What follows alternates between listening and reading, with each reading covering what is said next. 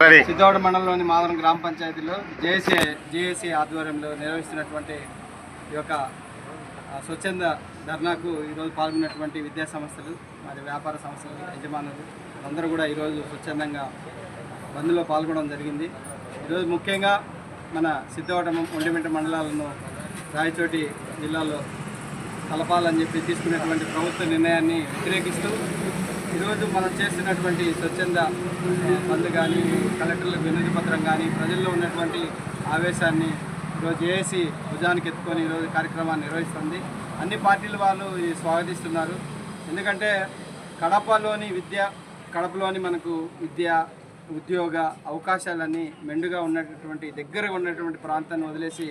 ఎక్కడో 85 కిలోమీటర్ల దూరం ఉన్నటువంటి రాయచోటిలో ఈ కలపడం వల్ల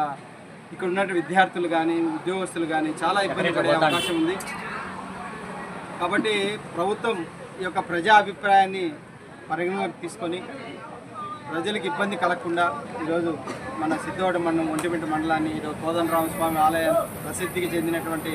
కడపకు కలమానమైనటువంటి ఆ ఒంటిమిట్ట దేవస్థానం సిద్ధోటంలో కడప హెడ్ క్వార్టర్కి సంబంధించి గతంలో ఉన్నటువంటి కార్యక్రమాన్ని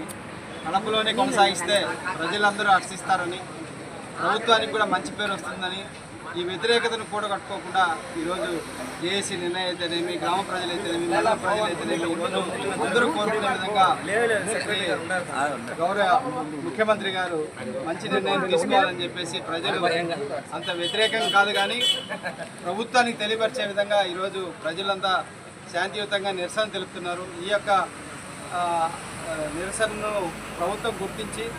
రాబోయే కాలానికి మన ఒంటిమిట్ట సిద్ధోడ మండలాన్ని కడపలోనే కొనసాగించాలని కోరుకుంటూ ఈ అవకాశం ఇచ్చిన ప్రజలకి ధన్యవాదాలు. ఈ 2 మండలాన్ని కడప జిల్లా